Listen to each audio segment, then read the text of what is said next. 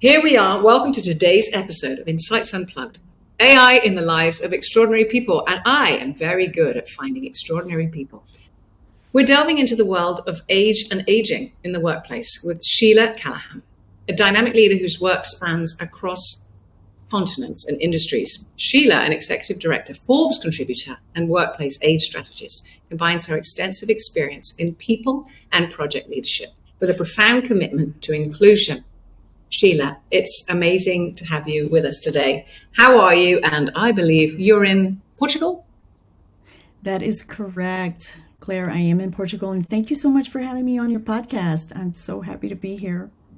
Absolutely. Now, we do go somewhat back in the past. Obviously, ageism, age in the workplace, age wherever we are is truly important and very dear to my heart. So I'm so glad you took the time to be here. And we did go through a few little tips with AI and stuff before. So I hope that helps you out, and we'll talk more on that later. So Absolutely. You've carved a significant path in leadership and age strategy across a global complex business environment.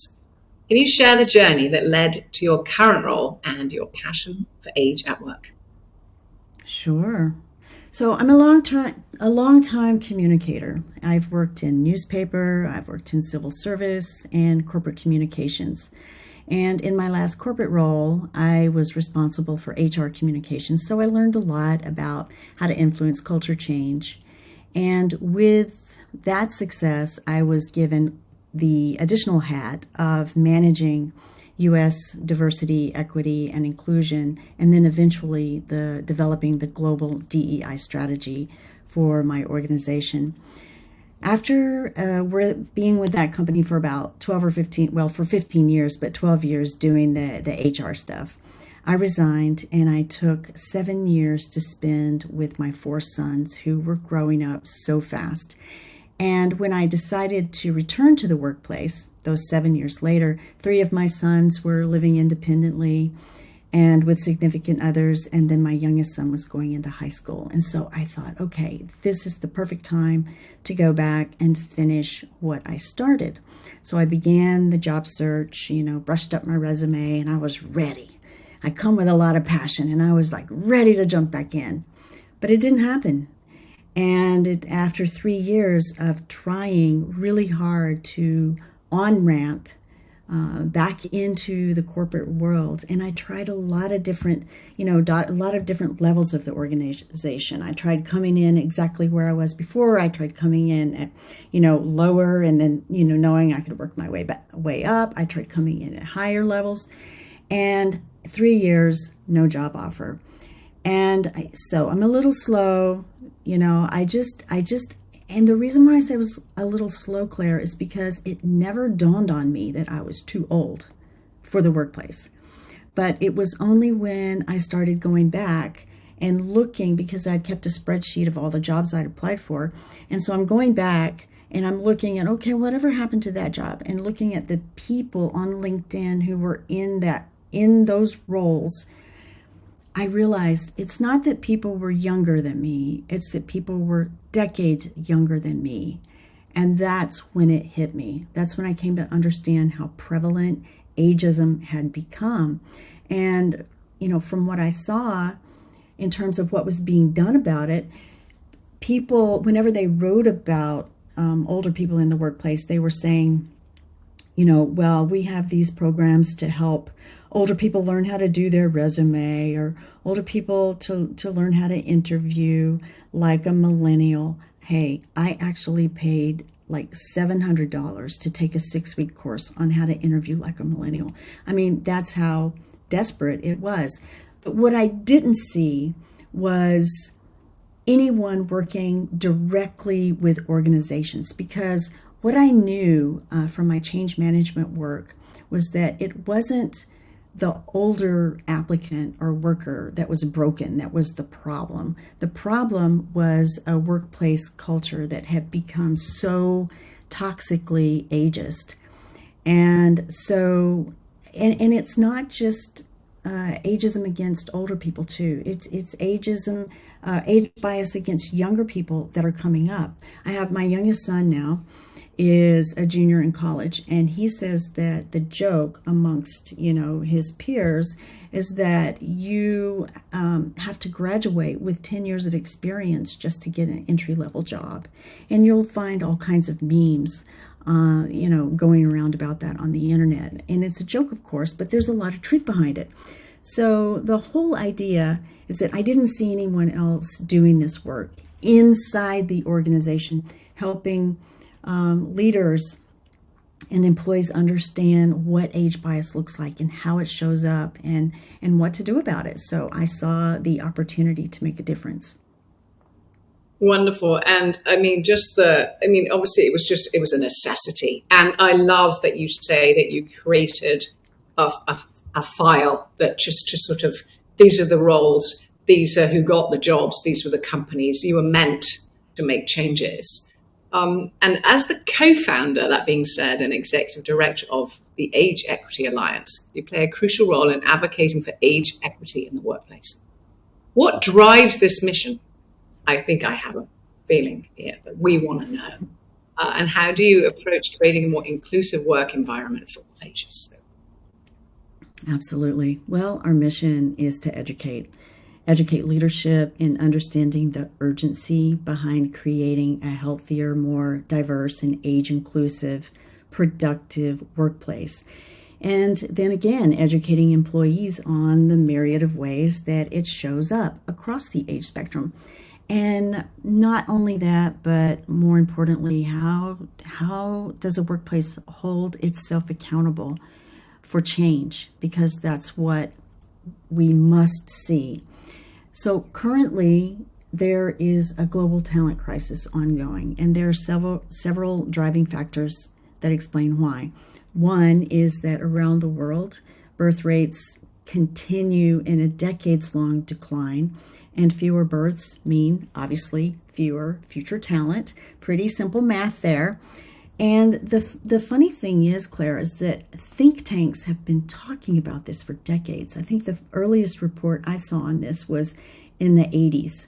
The Hudson Institute talked about the fact that if the U.S., this was a U.S.-based report, if the U.S. were to remain competitive in the 21st century, there were 6 key things that it would need to address. 4 of those items were around the workplace, employees in the workplace. And the top one was about getting their head around and understanding what to do with the shifting age demographics.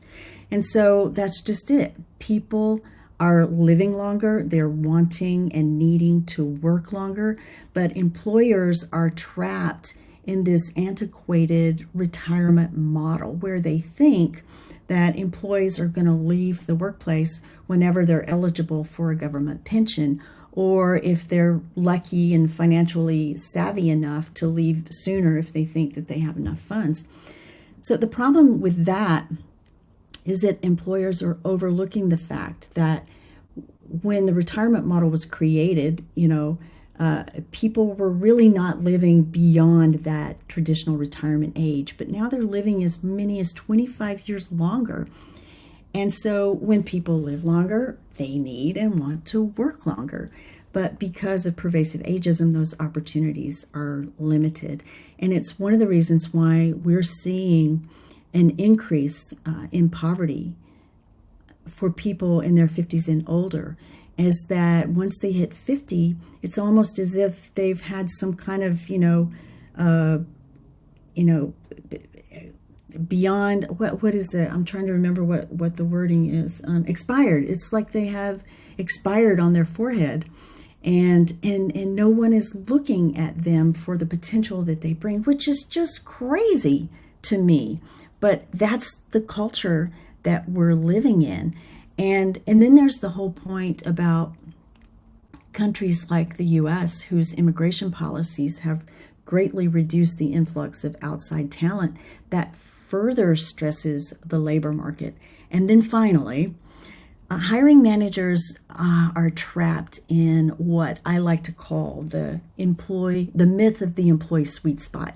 And that is, they really want to hire people between the ages of, let's just say, 26 and 42. Because really, anything younger than 26 is, quote, too young and not experienced enough. And anyone over 42 is really close to getting too old. So if you think about it, 26 to 42, that's a 16-year age spectrum. There's just no way that the global population between the ages of 26 and 42 can fill the jobs available. And so these are just a few reasons why a workplace culture shift is necessary. Employers are hurting themselves by overlooking talent, and they're also hurting younger and older workers who struggle to find employment. Yeah, I mean, it just makes such sense that you would go all across the board, and we have, when we look at our children, friends' children, how much they've learned that is so innovative, and all the experience that, this is under 26 and all the experience of the over the 40, the mentorship and the relationships that we have to mold into the cultures. It seems so obvious, but my goodness, there's so much to do, right? Absolutely. So more questions, and I think, this just makes me want to continue on with that same one, but we'll try it. According to your Strengths Finder results, I want to know about that. You possess unique strengths such as arranger and maximizer. How have these strengths played a role in your DEI initiatives and leadership style? Well, first of all, that question makes me laugh. It surprises me that you remember this. You must be very organized and take great notes. So kudos for you on that, Claire. So I think being strong in the arranger theme has really enabled me to grow Age Equity Alliance into the credible think tank-based educator and consultancy that it is. We've always been volunteer-based until earlier this year when we hired our first part-time contractor, so that was big for us. But being able to get so much done with a small core team is definitely an arranger skill. And as for maximizer, I keep thinking everyone engaged these 4+ years with Age Equity Alliance. It's about leveraging each person's strength, including my amazing board. I have an incredible board, but being able to recognize what they bring to the table and leverage that is definitely something I chalk up to maximizer. And quite frankly, I've always loved the idea of taking something great and making it better. And I'm also one of those individuals who is incredibly motivated by challenge. Like it. I'm going to go back to a question that I should have asked before, and I'll switch it in the edit because that's what we can do. Your articles for Forbes on workplace, age, productivity, and culture have reached hundreds of thousands of readers. What motivates your topics, and how do you see your writing influencing the future of work? Well, first of all, I feel very lucky to have been invited to contribute to Forbes all these years. And it was right after they had created their DEI channel. So not only was I focused on age in the workplace, but I also came with a very strong DEI background, which made it easy for me to write about a variety of topics and to position the age aspect in a way that made sense. So I've always been focused on education. I love education, whether it's, whatever the audience is. But from my background in pharmaceuticals, I was focused on educating leaders. And so when I worked in DEI and internal comms, that's exactly what I did. I coached leaders. And I try to do the same thing now through the Forbes platform, Talk to Leaders. And I'm also working really hard to suggest future-proof tactics. So if you think about a lawyer, if a lawyer is working with a client, the lawyer not only has to interpret the law, but they also have to know and be able to gauge where the law is going. And that's kind of how I think about it as a subject matter expert in this space. It's not only that I know what's going on, but I can also see the direction that it's headed. So here's some examples. I've been writing for several years about how important it is for organizations to stop using age labels at work. I'm talking about boomer, Gen Z, millennial, all that kind of stuff, because the age label itself implies some stereotypes, and these stereotypes are they're harmful. They can be very harmful, and there's no validity in any of that. When I see people say, I'm going to teach boomers how to talk to Gen Ys or Gen Zs or millennials, I just laugh, because it's making an assumption that everybody in this randomly assigned age group is all the same, and they're not. We're individuals, and we have unique likes and dislikes.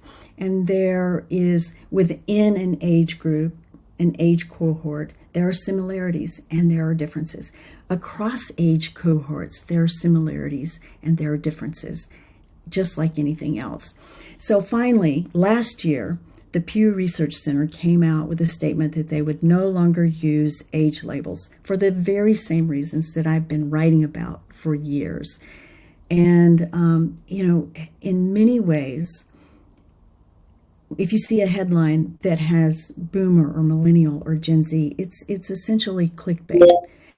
And they agitate people, who can't help but click into them, read them, and then become even more agitated. So that's one example. Another example is that for about the last 18 months, I've been reframing age and aging in the workplace, moving away from DEI and leveraging this idea of what I'm calling the longevity mindset advantage. And this reframing takes into account that people are inching their way toward living 100 years. I mean, half of the births in the Western world today will see 100 years old. So that means that they could have very long working lives, 60 years, 70 years, who knows? So the longevity mindset advantage is meant to support employees, no matter what their age, across their whole work life experience. So last year, the Age Equity Alliance hosted its second fall forum, where we educated attendees on a number of topics. I believe you were there. And one of those topics was the longevity mindset benefit. So this year in Lisbon, the Catholic University and Aviva Wittenberg Cox are co-hosting the first ever week-long global leaders training on longevity. So this idea of framing age and aging in the workplace is shifting away from DEI and moving toward a more holistic concept of or mindset. I think that's just amazing, and I really want to be a part of that. And I would love to know how AI is going to be. Obviously, AI and ethics and diversity will be a part of that. Also, going back to what you said about the labels, it does make such sense, doesn't it? Now, one, because there's so many different things now, I can't keep up with it, so you must. Right. And how can we be original if we do have this label on us? We grow into that. Exactly. And it's why, and this is obviously for another conversation, why this the labeling and AI and ethics is so vital that we think about it before we create a product, before we look at anything. When it comes to AI, we need to ask these questions to train it. And I think there's a huge area in there as well for that discussion to mirror it and to talk more about that. I don't think we've got time today. But on to the next question. Leading culture strategies in today's rapidly changing world must present both challenges and opportunities. Can you share a significant challenge you faced and how you overcame it, as well as a triumph that you're particularly proud of. Sure. I think the biggest challenge we faced is that ageism has been so deeply embedded into the fabric of our culture that it's come just to be accepted and overlooked. I mean, there's a saying that you'll see pop up in social media that ageism is the last accepted ism, but that's not acceptable. And we're on a mission to try to change that. And there are just so many examples where people have been judged based on their age or made the butt of a joke just because of their age. There's an excellent example going on right now on LinkedIn where the B2B marketing team thought it would be funny to demonstrate older parents as being technologically incompetent. So the ads rolled out last November and people immediately began complaining about them.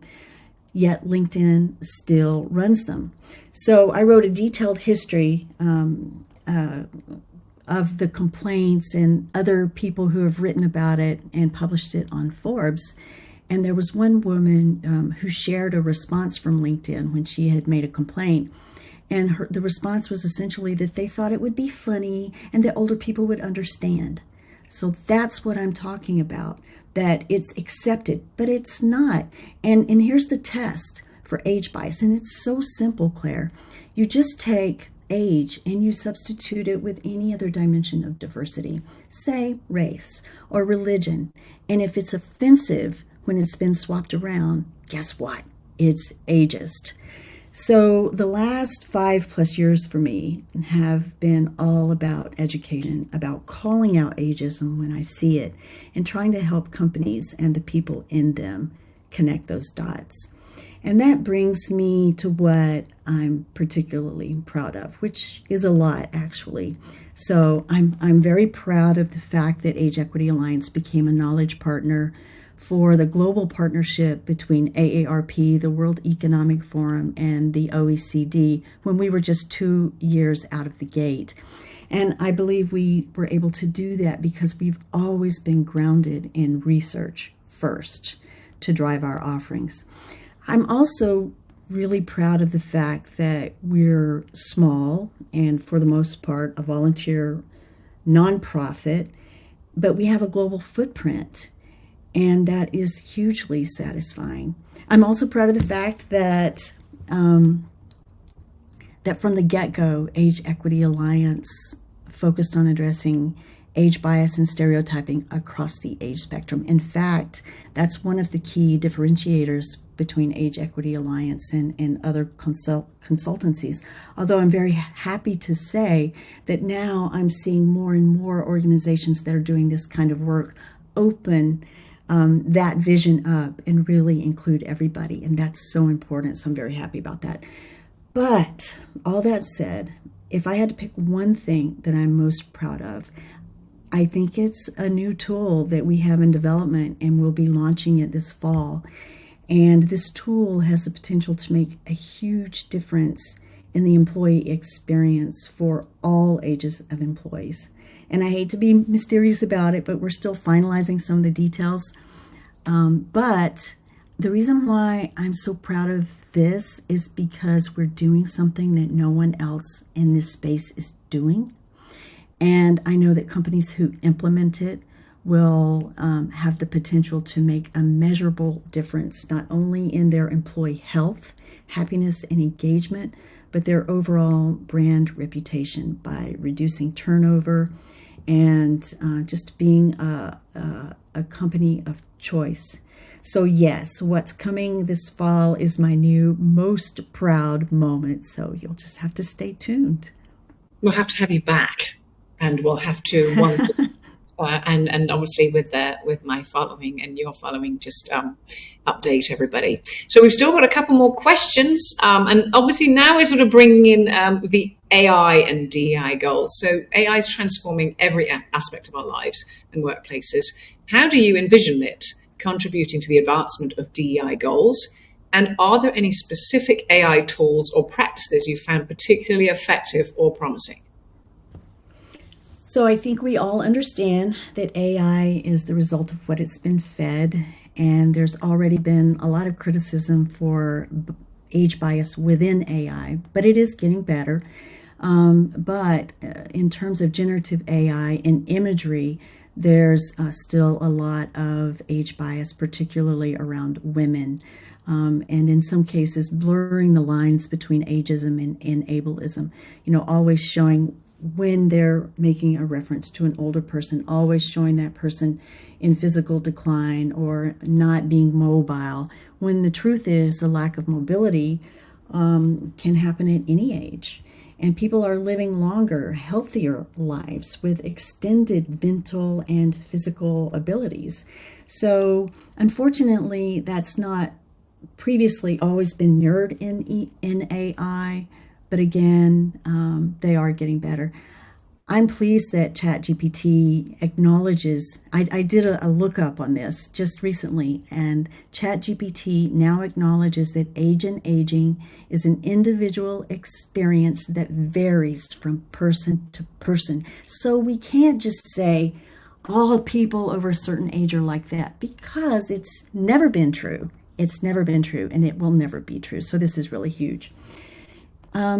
In terms of Age Equity Alliance, I'm really watching the generative AI tools that will help us create short educational videos and marketing outreach for clients. I haven't found one yet, but that I think is quite there, and many of those that look promising haven't been released yet for public use or even beta, so I'm still watching that space. But for small nonprofits like Age Equity Alliance, being able to create our own messaging is a huge advantage in terms of becoming more effective at expanding our reach, educating others, and shifting the culture.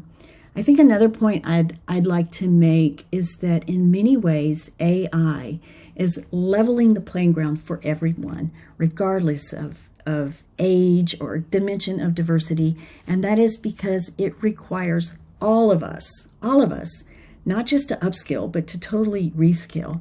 Everyone is running 1,000,000 miles an hour to keep up with AI. All ages, all stages, we're all chasing this train. That's true. And for leaders aspiring to benefit from longevity by hiring and retaining talent across the age spectrum, what advice would you offer? Are there any skills or experiences you consider essential for success? I think my thoughts on this might cause a stir, but in my opinion, DEI isn't focused on age.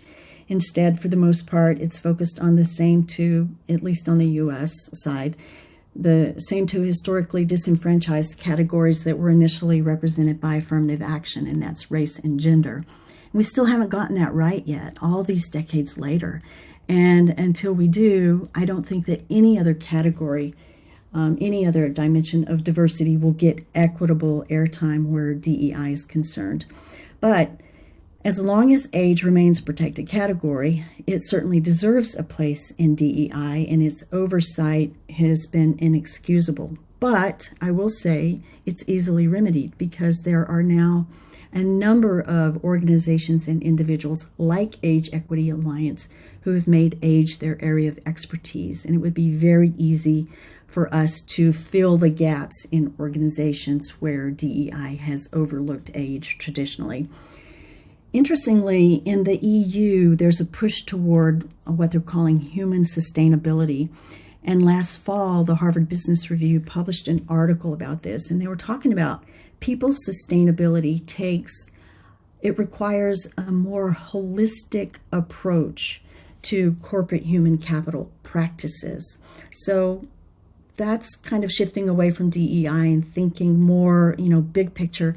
And then on the US side, there is the possibility of including age within the purview of a transformation role, because shifting demographics are global and reflect this tightening labor market, especially if older workers are not considered for open opportunities. Like I said earlier, I just don't know how they would do it any other way.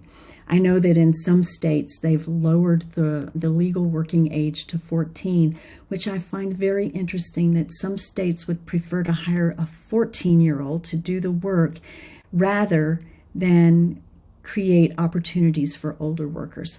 But that's another story for another day. So I'm particularly partial to this idea of a chief longevity officer, which focuses on employment longevity for all employees, regardless of age or life stage. And it's not just about providing opportunities. It's